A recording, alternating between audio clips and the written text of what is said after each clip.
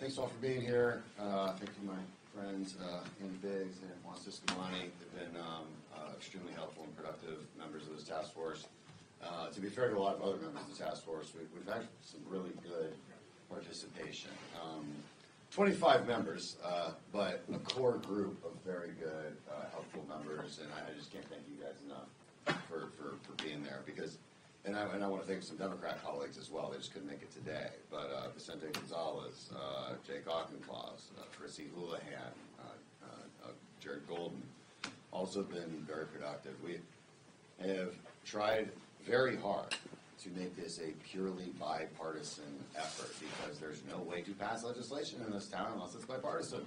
That's just the nature of our democracy until we get 60 votes in the Senate.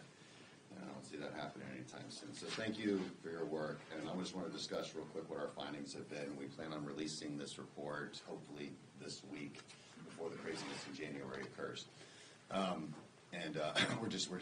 We're just hammering out a few things and making sure that everybody's on the same page with this core group that I just mentioned. So I want to brief you on our findings. The task force was announced last July by Speaker McCarthy. Now, it's a task force, not a committee. We don't have any staff. We've managed to accomplish a lot just with the members here.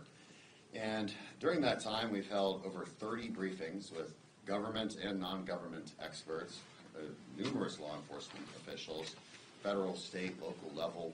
We've had the heads of state. We've had the president of Ecuador, former Tijuana cop who fought the cartels for a decade, even former member of the Sinaloa cartel, briefed the task force. We did a CODEL to Mexico City. We have visited DEA and ICE, HSI sites, combating illicit finance and fentanyl precursors. I've traveled extensively to places like LAX to preview Operation Artemis, the CBP operation to stop precursors coming in from China.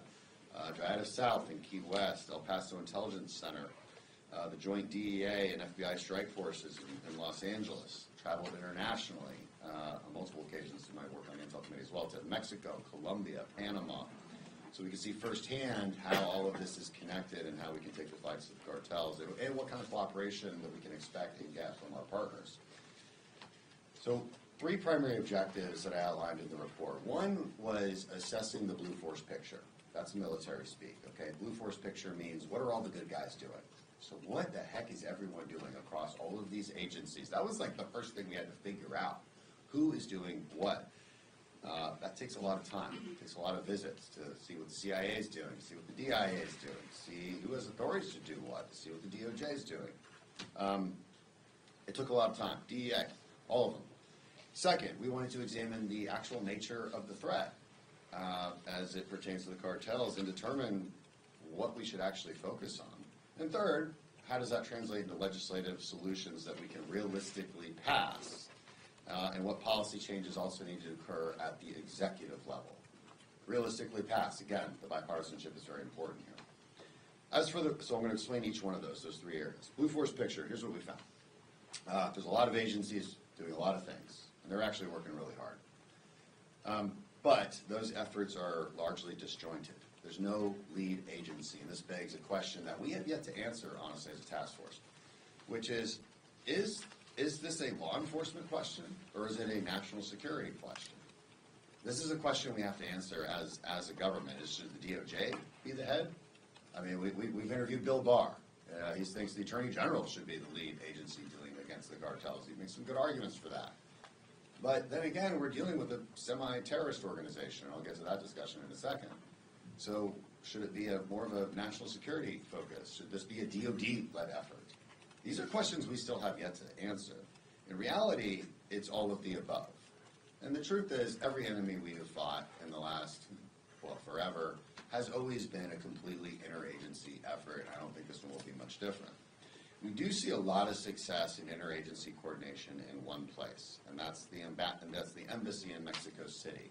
Now, that's great coordination from all different agencies. It's an incredible operation, but it's very tactical. It all happens at a very tactical level. There is no strategic coordination anywhere in the U.S. government. That's a problem. I think we're basically the one place where it's all centralized. Now, when it comes to the problem of the threat posed and what we focused on, Everyone thinks this is easy, right? Everyone likes to tweet about the cartels. Some of us have actually been working on it, and what we've learned is it's complex. Even the simplest of solutions that we've come across are complex to get delivered. The cartels operate as multinational businesses. They have Chinese precursor suppliers, money launderers, Colombian cocaine producers, American traffickers and distributors, and Mexican pill pressers. They have bankers and lawyers looking after their financial and legal affairs. They have diversified businesses, not just drugs, of course, but human trafficking, extortion, and a lot of legitimate businesses. At the same time, they're an insurgency. That would be a key finding that I want to define here. They are an insurgency. They operate with terrorist tactics, but fundamentally they're an insurgency. They want power over government institutions. They are well integrated into Mexican culture and government. They operate in and out of government. In some states, they basically control the state government. They seize it or they bribe them. They have a military. The military is very well equipped and very well funded, and they're not afraid to use it on each other or Mexican citizens or us. They do conduct terrorist acts, what we would consider terrorist acts when necessary, but they don't have the same exact characteristics as, say, ISIS or Al-Qaeda. They're not ideologically motivated in that way. So we begin by looking at the cartels through two lenses, and I would categorize that in the short term and the long term. Short term, we need to save American lives by stopping fentanyl. Killing 80,000 Americans a year is a really big problem, and it's the biggest reason why I think the American public and the politicians have started to focus more on the cartels in recent years. It's because of the fentanyl problem. Cartels have been around a long time, but the fentanyl problem has changed it. So in the short term, we have to stop that. And by the way, that's an achievable goal, and I'll say why. Because it's largely controlled by two cartels, the Sinaloa cartel and the Jalisco cartel, or CJNG. So that's helpful. That means we only have a couple targets to focus on. We can take advantage of their business operations and make the cost of staying in the fentanyl business not worth the reward. That is an achievable goal. We've seen evidence of that. Now, we can do that unilaterally. I prefer to do it with Mexico. We can trace and seize crypto transactions. We can expand our intelligence collection capabilities. We can increase penalties on falsified manifests that conceal fentanyl precursors coming into our country. We can increase penalties for fentanyl dealers on our own streets. Make the cost bigger than the reward for them. Now, there's a longer-term goal, too. I mean, we have an interest in Mexico being a safe and prosperous country. I mean, I pose this question to people often. If you could choose one country in the world outside of the United States and make it 10 times more prosperous and safer and just better in every way, what country would you choose? Mexico. It's our biggest trading partner. It's our southern border. We're culturally integrated. You need Mexico to be a safe and wonderful place. And we need the Mexican government to cooperate with us on that and understand that. So in the long term, we have to address the insurgency. And that's a little bit more difficult. You need Mexican cooperation to do that, a lot of it. And that's not something that they've been willing to do. This is a big challenge because of historic and political dynamics that include memories of 1848 as if they were yesterday. I grew up in Latin America. Okay, I have a pretty good understanding of Latin American culture. Even I was surprised by how big of a deal this was in Mexican political culture. They remember this like it was yesterday. They have a strong political populism that drives their stiff-arming of American diplomacy and cooperation. It's not us, it's them. But I'm hopeful that with the next administration, and maybe with some series of carrot and stick approaches by the next Trump administration, we might be able to surpass some of those obstacles. If they're willing, we could commit to bilateral security cooperation, and I would model that on Plan Colombia, call it Plan Colombia Plus, where we provide Mexico with the tools, resources, and on-the-ground advise and assist missions for them to carry out effective counterinsurgency operations against the cartels. Now, this would look very similar to what we've done and trained for and honed our skills at around the world. We know how to do this, but we always need a willing partner to do it with us. And that's how you actually save American lives. Now, amendments to the NDAA to require reports from the DoD on operational plans to defeat the Mexican drug cartels and prioritizing small and medium law enforcement agencies close to the border and receiving excess defense articles so they're not outgunned by the cartels, something we're able to achieve in the last NDAA. So we've already achieved some of this stuff here and there. Also, standalone legislation to treat cartels like terrorist organizations and I say that very carefully, treat them like terrorist organizations without creating the second order effects that would increase problems at the border or legislation that would ensure we are looking at southbound traffic crossing the border to catch cash and guns that are fueling the cartel insurgency. Let me spend a minute. I just kind of read through that a little too quickly. So let me address real quick the conversation about FTOs. This was something we studied a lot on the task force. And different people have different opinions on it. I think it needs to be studied more, and I think we need to be clear-eyed about what the pros and cons are. It's popular to say, hey, make them terrorists. Well, every agency I ask, from the CIA to the DEA to the FBI to the DOD, I ask them what benefit, what new tools do we get as a government if we label someone an FTO? And the answer every single time is none. That kind of shocks people, but it's none, because they're already transnational criminal organizations. They're already doing something illegal. They're already national security threats, so we can use the tools against them. There's downsides. There's downsides to labeling them an FTO, namely a diplomatic disaster with Mexico. It offends them.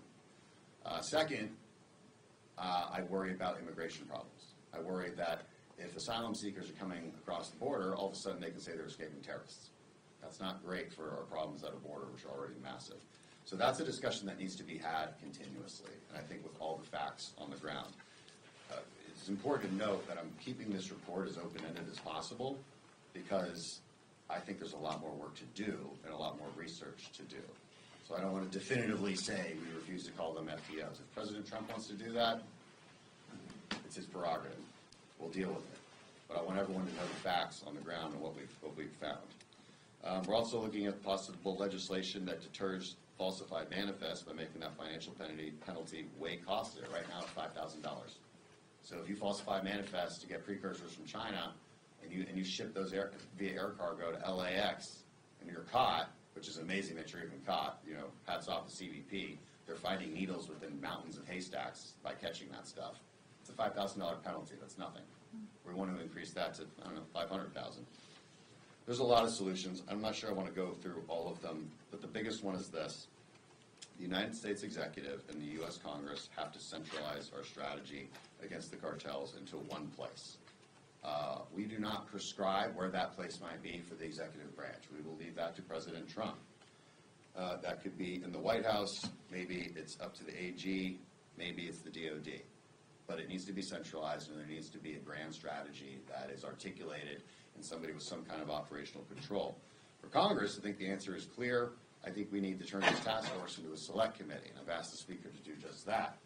We don't have any staff. We don't have any resources. And we certainly don't have any legislative jurisdiction. When it comes to all of these different ideas and pieces of legislation that we like, we could be looking at 9 different committees of jurisdiction. That is no way to pass legislation. So we will be asking the Speaker for a select committee on this. And that would line up not only with what I just mentioned, but with President Trump's priorities. If you haven't noticed, they're making cartels a priority, as they should. And Congress needs to be there to actually support those goals. With that, I want to turn it over to our Vice Chair, Mr. Biggs, for his remarks. Thank you for listening. Thank you for being here, and thank you, Mr. Chairman. This was a really important task force, and it probably could not have been better organized or more efficient. There were weeks that we were doing 2 and 3 meetings early in the morning, Mr. Chairman. And I'm not a morning person. I hate it. For Arizona, it's early. Yeah. For Arizona, it's just really early, you know. But the bottom line is we got a lot of important work done and learned a whole lot. So, just with regard to cartels and how important this task force really is. When I first came to Congress and we were dealing with border issues that were starting in 2019, if you remember, we had a real massive influx on the border, and I went down and I got briefed by CBP, and they said, the cartel controls our border. And I'm like, what do you mean cartel controls our borders? Nobody crosses our border that the cartel doesn't want to come in. And I said, wait a second, you got 9,000 to 12,000 semi-tractors a day coming through the port of entry near Nogales, Arizona. I said, what do you mean? He says, well, for produce, they're paying this much. For data or car parts, they're paying this much. They were insistent, and as we've come to know, it really is true. The Mexican drug cartels, the human trafficking cartels, the cross-national they're semi-terrorist organizations, the extortioners, they are the cartels and they control our border. So it's really important, and I appreciate all the work that my colleagues, but particularly Chairman Crenshaw did to facilitate incredible experts that came in and talked to us. So for 4 years, we know that coyotes have been allowed to freely cross our border, trafficking humans and thousands of pounds of illicit drugs. And I just relate. Not too long ago, I was down at the edge of the border wall that this administration said we don't want any more border wall, and I'm there. It's just east of Sassabee, the port of entry at Sassabee. And that was interesting because as we were there, we were approached by a coyote who had he was 17 years old, and that's crazy. And then the week after that, I think some others got down and got to see some firsthand some cartel activity in the exact same location we were at.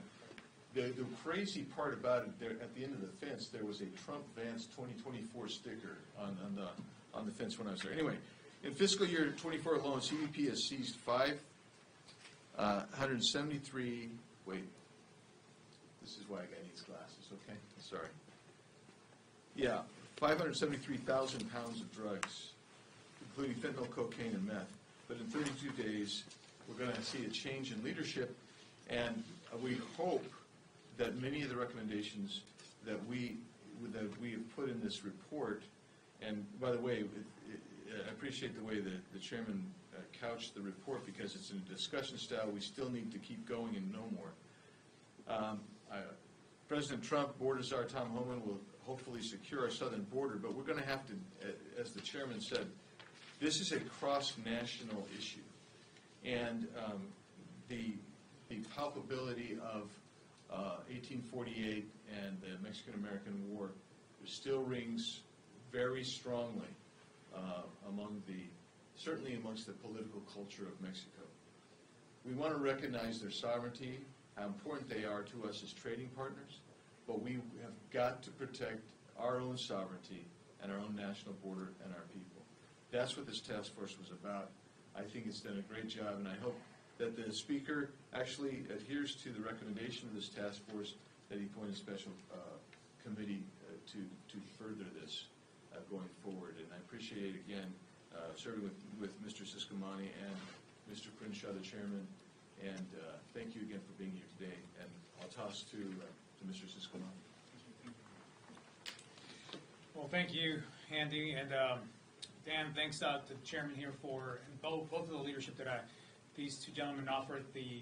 This task force was excellent.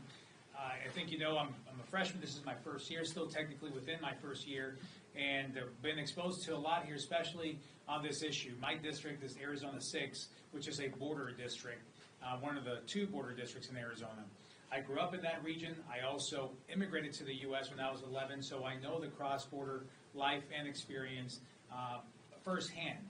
And I always talk about the border situation and what we need to do in 3 different buckets to be able to simplify it maybe, which is one is the immigration process of coming here and all that entails. Another one is the trade and the commerce that happens in our border. This is something that we want to enhance and we want to grow, ports of entry and so on. And then we have the security factor as well. This is where the really bad actors live and they do bad things to our nation, traffic people, traffic drugs, a lot of the fentanyl, of course. These are 3 issues that we face while dealing with border issues. When we are looking at the drug cartels in Mexico, they certainly fall into that category of the security threat to our country.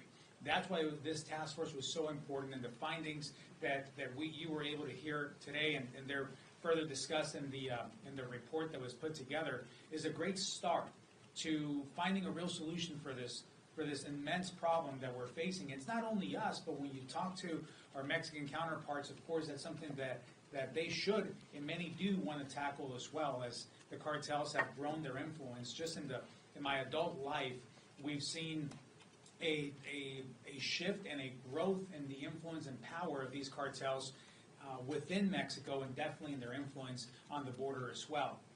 Representative Biggs is absolutely right. What we continually are told by Border Patrol and our border agents is that nothing crosses without their authorization, and that's a big problem. The first time that I heard it as well, maybe some of us might have thought that it was just a line, or maybe something that was a bit much, but after seeing the facts, you know that that's exactly true. That's why it's so important to continue on this effort. We have a great start here, even with the little resources that we've had. We can do more with more as well as we continue to battle this. When you look at the fentanyl crisis and so many lives that have been lost in our nation because of this, there's one originator across the border on that trafficking of these drugs into our nation, and that is the cartels that have been operating almost without any kind of consequences on the other side. So we need to enforce it on our side. We need to deal with the demand on our side, but also we need to partner with Mexico to make sure that they are also willing partners on this. And that will be a win-win. Trade can increase, immigration can also get in a smoother, better process, and we definitely have to tackle the security piece, which is what I'm very hopeful about in terms of this new administration coming in, because this situation that we're talking about and how much worse it's gotten in the last few years is because the Biden administration has allowed it to happen and for the cartels to be emboldened the way they are now. So I'm optimistic of what's coming here at the beginning of next year as we immediately hit the ground running to be able to tackle this. There are things that the executive branch can and should do and will do starting in January, and there are things that we can do here legislatively that we should also do and will be able to do as we continue this effort. So with that, thank you to the two gentlemen here that we partnered with and everybody else that was part of this as well. So, Dan, back to you, sir. Thank you, Doug. We'll take some questions. Yes, we are expecting reconciliation bills, obviously one or two. There may be one that is more border security. This is such a nerdy question, but do you think that there's a better chance if it's one or two? And then, more importantly, what are your priorities to get into the key legislation that you want next year? Maybe come back. I want to do cartel questions, if you don't mind. About for fighting cartels, like that's what I mean specifically. Yeah, look, there's going to be some things. Look, a reconciliation bill has to be budget related. So a lot of what we're going to be talking about is policy related. That's why it's so important. That's bipartisan. So I don't have to rely on reconciliation to get it through. But I mean, some of these. I'll give you one example. Actually, that one example I did give you, the CBP fine. That could, in theory, be found in order by a parliamentarian. We don't know until we try, because that's raising revenue. Another case, a very simple one, but this is more appropriations, to be honest. It's this is where it gets this becomes more of a parliamentary question than anything else. But HSI Hydra, that's an agency, that's a unit in Houston that specifically deals with fentanyl precursor supply chains. They just need $1 million so they can buy 10 more licenses for a program that tracks Bitcoin. That's it. Some of these are kind of some low-hanging fruit. In the end, again, the big monstrous solution that will fix this is getting Mexico to actually agree to a Plan Colombia-style security cooperation agreement. I mean, people don't realize the kind of immense cooperation we've had in Colombia for the last 30 years. And I went to high school in Colombia. It's near and dear to my heart. I know the situation pretty well. I was living there when car bombs were going off. And now you're in a totally different situation, largely because of the cooperation that occurred over the course of many decades. Mexico has never had that kind of cooperation. That's the ultimate goal here for two reasons. One, it actually works just on a tactical level, but two, it's a deterrence. When the cartels start to realize that the Americans are finally pissed off, they will change their business tactics. They will at least change their focus on fentanyl. We've seen evidence of that. I'll give you a quick example. Last January, there was a big raid that the Mexican Special Forces did against Ovidio Guzman. He was the head of those Chapitos, which is a Sinaloa faction. Following that raid, which is an entire amazing story in and of itself, I won't get into, the Chapitos claimed that they would no longer produce fentanyl. because they felt that it was drawing too much attention to them. Now, was that more of a PR stunt? Most people think yes. But the reality is they did murder and execute and publicly execute anyone in their area who was producing fentanyl. Again, was it a PR stunt to draw attention away from them? Yes. But it shows that incentives matter. These are businessmen in the end. So deterrence matters. And deterrence only works if they know we're coming after them. And that's why I advocate for a more overt cooperation with Mexico. You ask Mexicans, they want it to be kind of silent, right? Because of that populist problem in 1848 that we mentioned, that cultural issue. And I tell them back, you got to make it overt, because that's how you create deterrence. Just sort of on what you said with regards to the difference between strategy and tactics, specifically with the Mexican embassy and then the U.S. government more broadly. You know, what does that look like for good tactics versus a good full strategy over the government, and what does the lack of strategy look like right now where these agencies So when we say tactics, I'm talking about how you're going through the door and what kind of sniper overwatch you're going to have, and what kind of intelligence you're using to prosecute a target. That's what I mean by that's what tactics are. That's actually done pretty well. There's a very good interagency working group, very operational in Mexico City. They're doing what they can. But there's nobody at a bigger level trying to coordinate efforts from Treasury, trying to coordinate efforts from FBI and DEA and CIA. There's nobody, and the diplomatic efforts as well. There's nobody at the top saying, okay, should we call out this corrupt Mexican official, and what's the blowback of doing that? Should we prosecute them? And if we do, what happens to our efforts over here where we're trying to cooperate in other ways? That's the kind of strategic vision that needs to happen, and it can only happen at the top level. It just doesn't exist. And are you hoping that by making this task force a committee, you guys could sort of temporarily function as that, and then urge the administration to put it needs to be an executive role. I mean, the executive has to operationally do that. We have our role where we focus our legislative efforts. That's the point of the select committee, because if you don't have a select committee, with some jurisdictional authority, we're talking about all of these different ideas, and they go through a million different committees. It's not very efficient. It becomes very difficult to do. I'll just give you an example of that. So, one of the issues that we heard consistently was that we have got to stop or slow down the flow of guns going southbound. Well, we have a legislative function. We need to provide funding and policy changes that facilitate that. But you need to have some kind of centralized executive branch, because it's going to require multiple agencies to coordinate and cooperate, so that indeed we can slow down the flow of guns and arms going south, as well as money moving south, which the chairman mentioned in his statement earlier. And we've done all the work for whoever the president chooses, cartels are, however that, we've done a lot of the work for them, so they have a plan. But it needs to be an executive role. And have you guys gotten an answer or any response from Speaker Johnson on the desire to make this a select committee? He's got his hands full right now. Forgive me for lying. His hands are full. It's been mentioned to him. We got to give him some space. Let's get the enough. But come January, you won't actually have any committees. You got to reauthorize all the committees. This will be an ongoing conversation.